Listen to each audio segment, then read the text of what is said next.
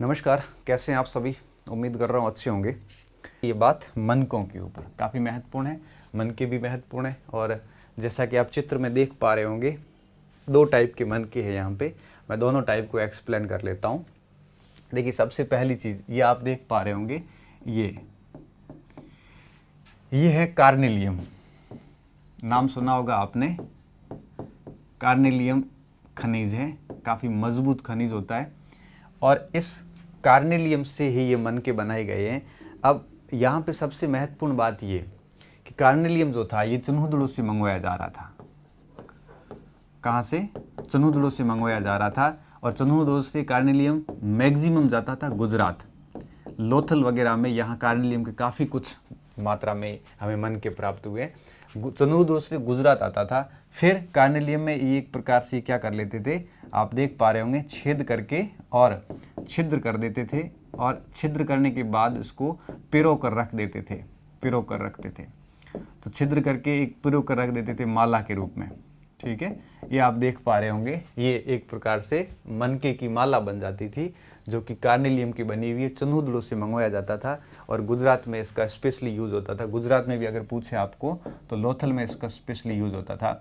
और नीचे जो आपके मन के दिए हुए हैं, ये पत्थर के मन के बने हुए हैं, ये सामान्य मन के हैं। तो ये मन के थे। इसके अलावा अगर अपन इसमें और अगर बात करें कि कार्नेलियम के अलावा ये मन के किसके बने हुए थे, तो अब आप कह सकते हो कि सर्वाधिक जो मन के मिले हमें, वो बने हुए सेल खड़ी के, पक्की हुई मिट्टी के।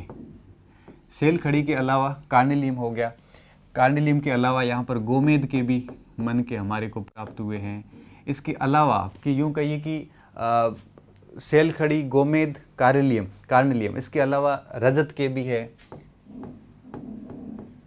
लाजवर्द मणि जो थी उसके भी मन के हमें प्राप्त हुए हैं। तो कहने का मतलब ये कि मन के कई धातुओं के और पत्थर के और इनसे वो बनाए जाते थे। और सबसे खास बात ये थी कि जितने भी मन के मिले हैं, इन सारे मनकों में अधिकांश मन के जो है वो आपके किस आकार के हैं? बेलनाकार के मन के मिले हैं। किस आकार के? बेलनाकार के। सर्वाधिक मनकों की संख्या जो है वो बेलनाकार है। और उसमें भी अगर पूछा जाए किस नगरों से सबसे ज़्यादा मिले हैं, हड़प्पा से बहुत बेलनाकार मिले हैं, लोथल से भी मिले हैं, चुनहुदड़ों से भी मिले हैं। यहाँ से ये सारे के सारे हमें मन के प्राप्त हुए। क्या उपयोग होता होगा इस मनकों का? तो अभी तक विद्वानों में एक मत नहीं है कि क्या उपयोग होता होगा। कोई धार्मिक अनुष्ठान मानते हैं, कोई इसको एक प्रकार से बहुमूल्य संपत्ति के रूप में भी मानते हैं, कोई इसको व्यापार वाणिज्य के रूप में भी मानते हैं। अब बात ये आती है कि इन मनकों का निर्माण कहाँ पे होता था। तो मनकों के निर्माण के 3 स्थान अभी तक हमें प्राप्त हुए हैं। एक हुआ है चुनहुदड़ों, यहाँ पे मन का निर्माण का बड़ा उद्योग था। इसके अलावा बगसरा गुजरात से भी हमें मन के निर्माण की एक फैक्ट्री जो है, एक उद्योग जो है हमें प्राप्त हुआ है। और इसके अलावा तीसरा जो स्थान मिला है वो मिला है लोथल। तो चुनहुदड़ों, लोथल और बगसरा, इन 3 स्थानों पर मन का निर्माण उद्योग था इस समय का। तो आप इसको अच्छे से याद कर लेना, काफ़ी इम्पोर्टेंट है ये। तो इतनी बातें आपको इसमें याद रखनी है। मनकों में क्या क्या याद रखना है कि मन के इसकी चीज़ों के बने जाते थे, बेलनाकार सबसे ज़्यादा थे, और इसका उपयोग धार्मिक अनुष्ठान और व्यापार वाणिज्य में होता था। और 3 मन का निर्माण केंद्र हमें प्राप्त हुए हैं। ठीक है, ये मनकों के बारे में था। उसके बाद आगे का जो पॉइंट है वो है योगी की मूर्ति। देखिए, शक्ल से तो मोदी जी लग रहे हैं, लेकिन नाम है कि योगी की मूर्ति। ज़्यादा कंफ्यूज नहीं होना है इसमें।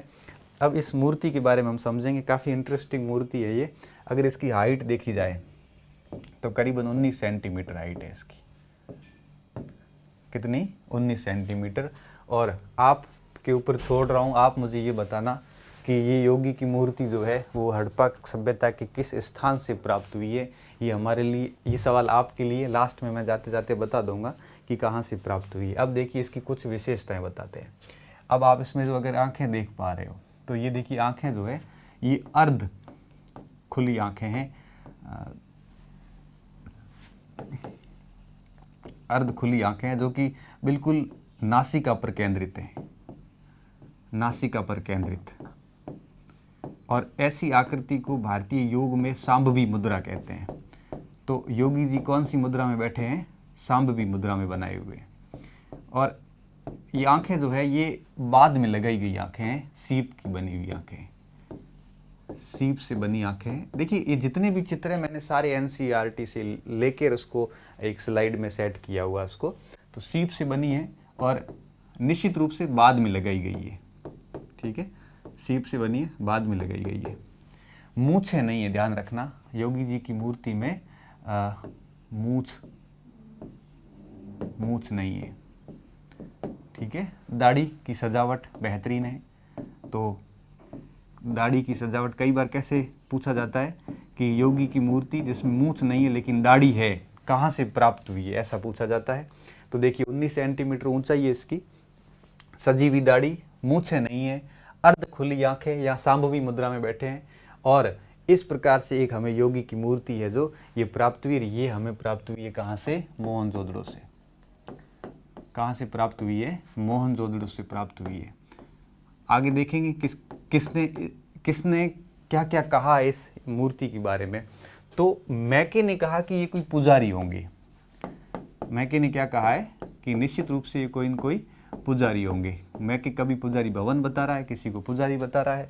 पुजारी क्यों कहा? क्योंकि हो सकता है कि जिस ध्यान योग में ये बैठे हैं उस हिसाब से लग रहा है कि ये पुजारी होंगे। ऐसा कौन मान रहा है? मैके मान रहा है। आरपी चंदा जो है, आरपी चंदा ने क्या कहा था? आरपी चंदा ने ये कहा था कि ये जो योगी जी है जैसे बैठे हैं उस हिसाब से, जिस ध्यान में बैठे हैं उस हिसाब से लग रहा है ये कोई योगी होंगे। तो योगी की मूर्ति, ये योगी का सब नाम किसने दिया? आरपी चंदा ने दिया था। एक ने तो मंगोल बता दिया कि निश्चित रूप से मंगोलों की मूर्ति है कोई, जिस हिसाब से लग रहे हैं, जिस हिसाब से शक्ल लग रही है, वो बताई किसने? वंडर दैट वॉज इंडिया किताब में। वंडर दैट वॉज इंडिया, ये वंडर दैट वॉज इंडिया किताब है, हिंदी में कहते हैं अद्भुत भारत। अद्भुत भारत किसकी किताब है? तब आप कहोगे A.L. बॉसम की। A.L. Bosom, A.L. बॉसम ने किताब लिखी थी wonder that was India. Wonder that was India, अद्भुत भारत। इस किताब में इन्होंने इस मूर्ति को मंगोल मूर्ति कहा है। क्या कहा है? मंगोल मूर्ति। किताब मार्केट में मिलती है, आप पढ़ भी सकते हो, काफ़ी अच्छी किताब है। भारतीय संस्कृति की बहुत ही बेहतरीन जानकारी हमें इस से प्राप्त हो जाती है। तो ये योगी की मूर्ति थी। क्या क्या चीज़ें याद रखोगे मैं वापस बता देता हूँ।